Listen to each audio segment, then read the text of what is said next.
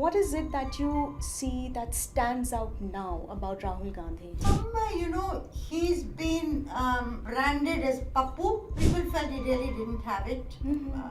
I used to think, he's well-meaning, sincere, but he does not click with the people. Earlier, people used to ask this question, but then who can take on Modi? Today, I think there's less of that. Hello and welcome to the Indian Express. You're watching Explain Politics with Neerja Chowdhury, our contributing editor at the Indian Express. And today we're here to talk about Rahul Gandhi, his recent interactions and his visit to Raebareli. And we'll also look back at Prime Minister Modi's remarks where he called Congress a parasite. So, Neerja ma'am, thank you so much for joining me in this discussion. So, let me first begin with the big question. Rahul Gandhi, ever since he's become the leader of opposition, after the parliament session ended, we see him interacting with the laborers, getting his hands dirty with them. He's interacting with loco pilots. We also see him in Raebareli where he visited Hanuman temple first, and he also met a couple of the family members of Captain Anshuman Singh who lost his life. What does this mean? When we look at these interactions and what Rahul Gandhi is doing, is there something that we can make out of this? Does this mean that he's trying to do a image makeover? What is it that you are picking up? Well, he's certainly become the buzz of the post-poll season. Right. Everybody's talking about it, people are commenting on it, people are analyzing. You and I will spend the next few minutes doing likewise. What does it all add up to? Yes. Of course, it has given great heart to the Congress party to make a jump from 52 seats to 99, just one short of 100. I don't know whether they expected it. Some of them used to talk about it, but since in the last two elections they've done very poorly, coming in the 40s and last time 52. So this was a 100% jump. So any party would get new heart, new enthusiasm out of it. Newfound confidence. Yes, newfound confidence, and that newfound confidence was evident in the body language of Rahul Gandhi when he made his first speech as leader of the opposition on the floor of the House. Correct. Now, there were people, I certainly was one of them, who wondered whether he will take on to be leader of the opposition. Because so far, he's taken decisions, but from behind the scenes. He's preferred, at least after he resigned following the 2019 debacle of his party, he's chosen not to come up front. But that doesn't mean he wasn't taking the decisions. He was taking all the decisions. But he decided to be LOP, and that is not leader of the Congress alone, it is leader of the opposition in the House, and that means leading from the front. Right. So that was a big decision. Number two, when he spoke, of course, Rahul Gandhi has from time to time been very combative, particularly against the Prime Minister, against the BJP. Also, his language has often been what I would call problematic. This time, when he spoke in Parliament, of course, the language could have been different. I'm old school and feel, parliamentary language has to be in a particular way. We are used to that. But he was very combative, but he was also confident. He was thinking on his feet. Sure. He gave it back to them. There was this, the speaker said something and he gave it back. He was ready with the answers. So he was well prepared. Also, when Modi said something and he immediately responded. On the Hindu bit. Yes. And he gave a lecture on Hinduism. Yes. In a sense, trying to articulate a counter to the ideological discourse that the BJP's had around Hindutva as their political ideology. What is it that you see that stands out now about Rahul Gandhi? More confidence and readiness to lead from the front. As I said, Those two were evident. And somewhere, he's been branded as Pappu Yeah. for very, For very a long very long time. time. Yeah. And people felt he really didn't have it. Mhm. I used to think, he's well-meaning, sincere, but he does not click with the people. Mhm.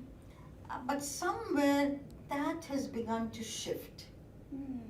And in this election, of course, it's 99 is no number. Right. If you want to think of the majority, it is no number if you compare it to the 240 of the BJP either. Mhm. Mhm. And the Prime Minister being in his third term. Mhm. They have a long way to go. But it has infused new confidence in the party, in him, Yeah. and therefore it has enabled him to lead from there. And he's told, I'm told friends in the past, I've developed a thick skin. People calling me this, that, and the other, but he stayed the cause. And the thing that many people talk about now is that, look, he has been consistent all along. They talk about his consistency. He's been talking this all along. He's shown the courage to call a spade a spade. So suddenly there's a greater appreciation also. Somewhere the mood is turning in the country. It may not be enough, but in certain parts of the country, the mood has been turning. And somewhere that changing mood is represented by Rahul Gandhi. People who are opposed to this government see him as their symbol. And they see him as the future Prime Minister. So the earlier, that's the other thing that I believe has changed. Earlier people used to ask this question, but then who can take on Modi? Today I think there's less of that. Many more people think he is the person who's going to take on Modi. So that is the shift that has also taken place. And so you're saying that number one, he's more confident, he's consistent, and that's why people believe that now there's a face of the opposition. It's Rahul Gandhi. At the And same he's ready to lead from the front and not running away every other month. Yes. Running abroad every other month. Like you said, calling spade a spade, he's confident, out there, vociferous. So these are the things that are sort of bringing the newness that we are seeing right now, right? The appeal that people are sort of acknowledging, probably. We also had one report in the Indian Express where our writer said that the kind of outfit that he's wearing, the white t-shirt and the cargo pants, that's also making an impact. People can relate to him, the kind of language that he's sort of using, and these frequent interactions with people. Sometimes you see him sitting on the roadside, having like a casual interaction with people. So that's quite appealing. What would you say? Is that normal for a politician? Because we haven't seen that happening in recent No, times. for only once he wore the white kurta pajama in Parliament. Huh. Otherwise, he's kept to his t-shirt. White t-shirt, yes. White t-shirt. Yes. And he's gone back to it. I thought, oh, now he's going to No, white t. We he's saw the white t-shirt and cargo pants from Bharat Jodo Yatra. And Yes, of course. Yeah. But when he wore that kurta pajama, we thought, maybe he's now going to go towards kurta pajama. But Oh obviously yes. I think that was when on the first day of the itself. Parliament. That's correct. That's yeah. correct. So anyway, does it have an appeal for young India? Maybe yes. Does it Okay. have an appeal for those who watch digital media? Yes, rather than print media, read the print media or the television, which is now seems to be getting phased out much more. And the social media, the new media has overtaken everything. Yes. And the podcasts are doing very well, and they are believed to have greater study needs to be done on this, but they seem to have had a role in determining the outcome of the recently held election. But there is another thing about Rahul that is of interest, and that is, I suppose, is a strategy of the Congress party, is to continue with his Bharat Jodo Yatra. So his forays to, whether it's Manipur, whether it's to Assam, whether it was to Hathras, whether it's to Rai Bareli, meeting the victim of, the Agnipath scheme, who lost his life, meeting the parents, Yeah. He and picking up a child, putting an arm around a worker, and so on. These were images we saw during the Bharat Jodo Yatra. Yeah. And Bharat Jodo Yatra is what gave Rahul Gandhi his own identity. Yes. It is, he moved away from the politics. I won't say away from the politics of entitlement, but from entitlement with which he was totally identified as a member of the Nehru Gandhi family, as a result of which he was the president of the party, and the party waited 4 long years because he couldn't make up his mind whether he wanted to be president, and his mother continued to be interim president. Mm-hmm. And it is then, after 4 years, that Mr. Kharge took over as party president. I mean, unthinkable for the grand old party of India not to have a full-time president. But that image, because he walked on his feet 4,000 kilometers, that was Rahul Gandhi's achievement.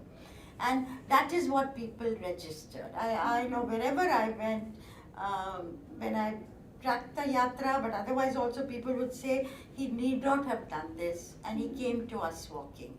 Yes. To listen to us. So Yes. I think that was the real turning point in Rahul's political career, and that he's continuing now.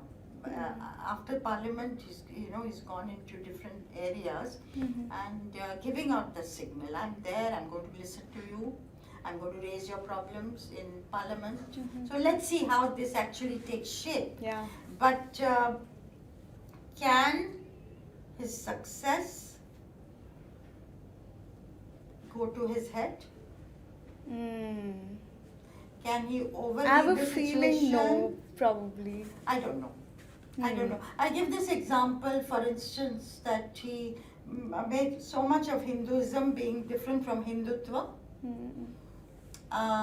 in Parliament, and then he makes this comment about the Ram Mandir movement being defeated. Now, that is an overread of the situation. The Ram Mandir movement led to the creation of the Ram temple, about which most Hindus are very happy. Yeah. It would be wrong to assume that because the result has been what it is, and UP, the BJP numbers went down and they lost in Ayodhya, that people don't feel good about Ram Mandir, or that they are not proud to be Hindus. What they are tired of is Hindu-Muslim conflict. What they may be tired of is using Hindu-Muslim conflict as a political tool by the BJP. And there is a distinction between that. So I think, will he overread things that are coming from the ground? I don't know. But the real challenge is going to be different. The real challenge for him is going to be, you see, the people want the Congress party to revive as a counter to the BJP. There's no doubt about that. The Congress has done very well in Maharashtra. It was the beneficiary of the sympathy wave that was there for Uddhav Thackeray and Sharad Pawar. So generally people want the Congress now to revive. And with Rahul in the forefront, there's every chance, he's gone. I mean, he went after Parliament straight to Gujarat. As I said, the lion's den, and said, we are going, like in Ayodhya, we are going to win in Gujarat in 2027. And if they win, the opposition wins Gujarat and Uttar Pradesh in 2027, the situation is going to become very different for the 2029 elections. Anyway, that's far in the future. But he certainly is taking steps, very strategically. But if the Congress starts to revive, could it, unless it moves very wisely, incrementally, very quickly, the allies of the Congress, the regional parties, will begin to be apprehensive. Will the Congress revive at our cost? Unless you say to Akhilesh Yadav, 2027 UP elections is yours. Is that a point of concern? Because Prime Minister Modi also said in the Parliament that Congress is like a parasite who is relying heavily on its allies. So is it a point of concern? Well, certainly the Congress, in the areas that it did well, I mentioned Maharashtra, Uttar Pradesh heavily relied on Samajwadi Party, Yeah. and otherwise it would not have won. But it's also true that the Muslims and Dalits may not have come in such large numbers for the alliance if the alliance had not been there. If the Congress had not been part of the alliance. Congress has very little to offer organizationally. It really has to knuckle down to hard work to build up their organization. But yes, in Tamil Nadu, Bengal, of course, they did not have an alliance. The Aam Aadmi Party alliance didn't work, and probably now is not going to be there also. And of course, Bihar, it could have done, it did not do as well in Bihar as they had expected. But yes, the Congress is heavily reliant on its allies, there's no doubt about that. But so was the BJP in 1984. You know, after 84, when it had only 2 Lok Sabha seats, it jumped slowly, piggybacking its alliances. Every party does that when you're weak. You build up alliances. So also the Congress Party. And that's the way. But I'm talking of a... But that's not a bigger concern. No, I think it is a concern. I'm making a different point. That to keep that alliance together, the Congress will of course have to be not like Big Brother, but also take a step back if it wants the alliance to be around for 2029 or in the state elections. Now it can say, I'm going gung-ho, we are going to revive, we will pull out all stops. Akhilesh Yadav, Tejasvi Yadav, you take care of yourselves. We'll see 2029 after the elections what happens. That's one line to take. I'm going to revive my party. The other line is going to be, okay, we are in it together. You take the largest share in the state elections and you give us the largest share in the national election. So, you know, you take larger number of seats. If we come to power, you will be the CM. It will go to you. So also Tejasvi Yadav. Next year when elections are held, we are not going to rock the boat in any way. We are going to hold our horses and go slow. Now, that is a decision they will have to take, the Congress Party. And it will, you know, taking everybody along in the opposition is going to be a real challenge and will call for statesmanship of the highest order from Rahul Gandhi and from other Congress leaders. Because in the past, their record is very different.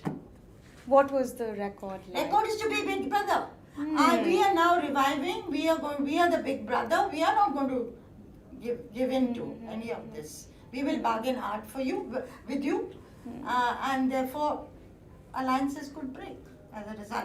Because these parties will fear. You know, they have grown at the expense of the Congress, and they will fear that they will lose ground as the Congress starts to revive. So it is their existence also in question. Right. So Rahul Gandhi is confident, consistent, but at the same time, Congress will have to tread with caution, not be the big brother. So thank you, Neerja, for bringing us your perspective into the discussion, as always. And thank you, viewers. If you enjoyed this video, then like and subscribe to our channel, The Indian Express, for more. And we'll be back next week again with Neerja. Thank you so much.